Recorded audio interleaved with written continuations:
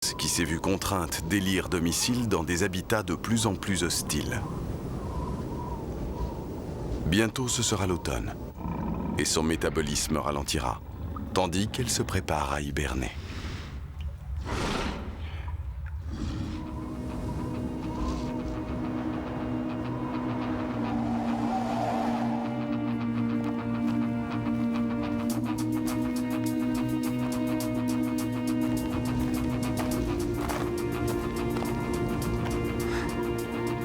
On y est.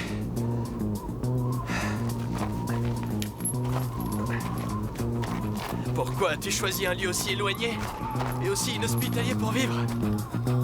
Venez!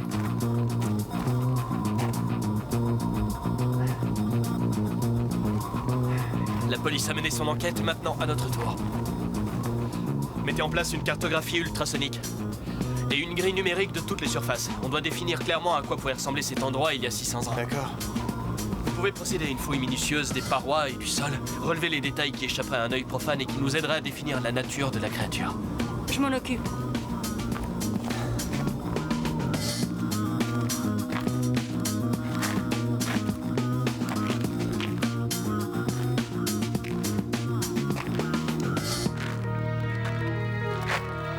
C'est donc ici qu'ils t'ont surpris. Poseur de grille numéro 1, en place. Le scanner laser va nous permettre d'établir la topographie des lieux. Ensuite, nous pourrons définir avec précision la position de tout ce que nous trouverons. On a déjà une cartographie? J'ai grillagé presque toute la grotte, mais c'est un vrai labyrinthe. Il peut y avoir n'importe quoi derrière ces parois. Le glacier est en mouvement. Réglez les charges du scanner radar au minimum. Si ça se trouve, l'endroit est extrêmement instable. Le scanner radar. De petites charges explosives envoient des ondes de choc dans la glace. L'écho radar nous révélera ce qu'il y a derrière ces parois.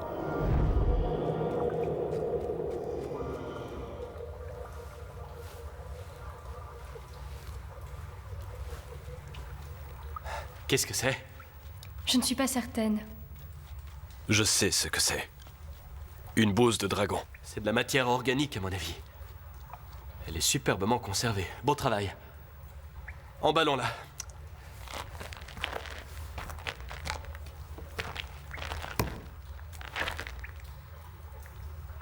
Pardon.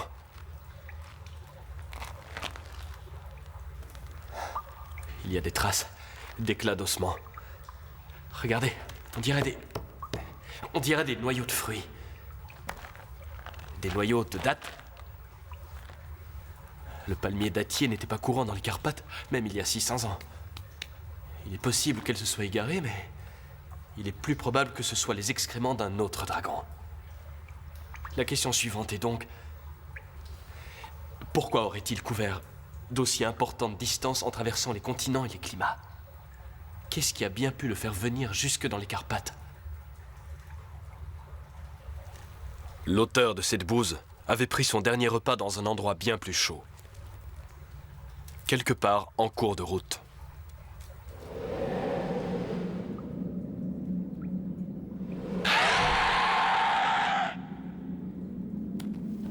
Voilà qui éveille la curiosité de la femelle.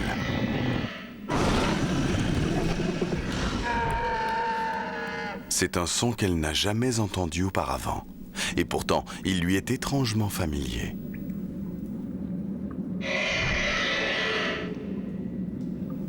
Elle veut en avoir le cœur net. C'est plus fort qu'elle.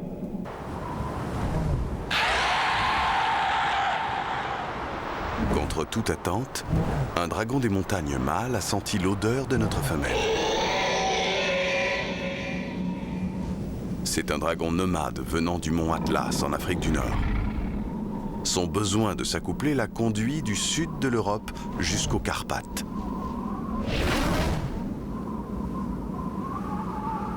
Maintenant qu'il l'a trouvé,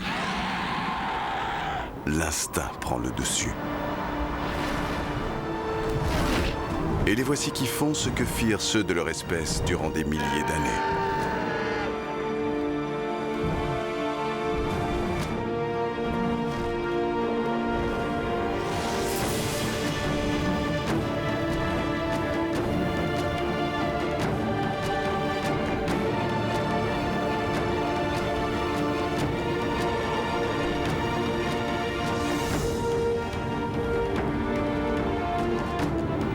c'est une parade nuptiale, aussi périlleuse que spectaculaire.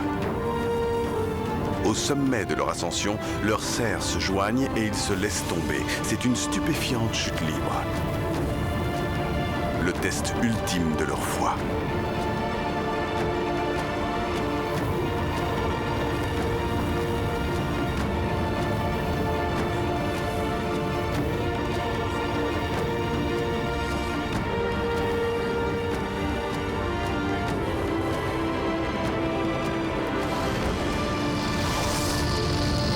Les traces de brûlures sur les pierres font office de témoignage muet d'un accouplement de dragons spectaculaire et réussi. Et une espèce en voie d'extinction fonde ses espoirs en une nouvelle génération.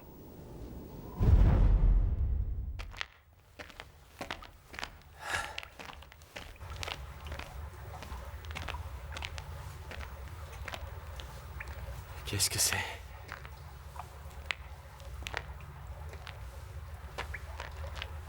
La première équipe d'investigation devait être bien trop occupée, puisque ceci lui a échappé.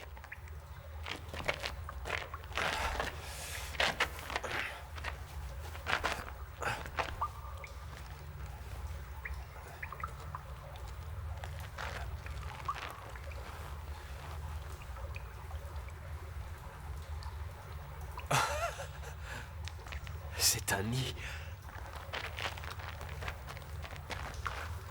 Si j'en juge par la taille et la forme des fragments calcifiés, ainsi que leur courbure, on peut sans crainte affirmer que cet œuf était d'une taille imposante. Et étant donné le nombre limité de fragments, je crois qu'on peut aussi affirmer que l'on ne pouvait incuber qu'un seul œuf à la fois dans... C'est pas vrai.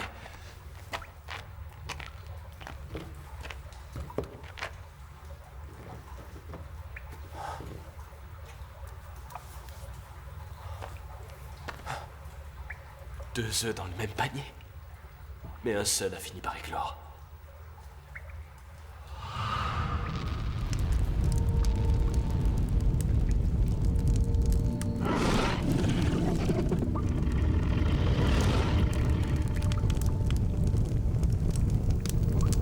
Les crocodiles enfouissent leurs œufs sous du compost actif pour les garder au chaud. Les dragons ont une approche bien plus directe.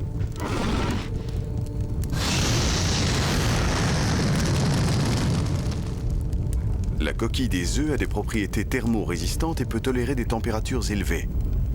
En fait, sans cette chaleur fulgurante, les dragons à naître se trouvant à l'intérieur mourraient de froid.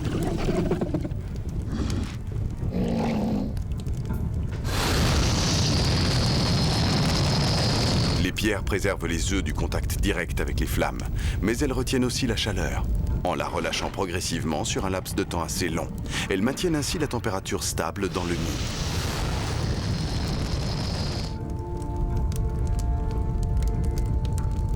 Si elle veut devenir mère, un contrôle constant et précis de la température est essentiel durant la longue période d'incubation.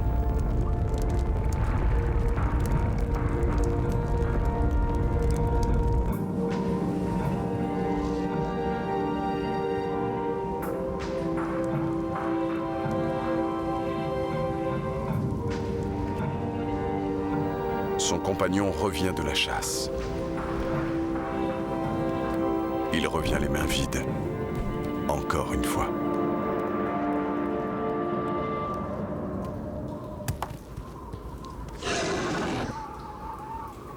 Après l'accouplement, les femelles dragons deviennent agressives, toujours sur la défensive dès qu'une créature s'approche du nid, même un compagnon.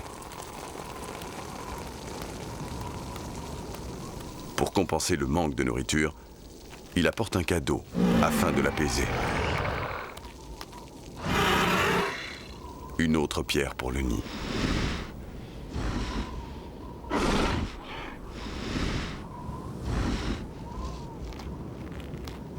Le mâle est maintenant autorisé à entrer dans la grotte.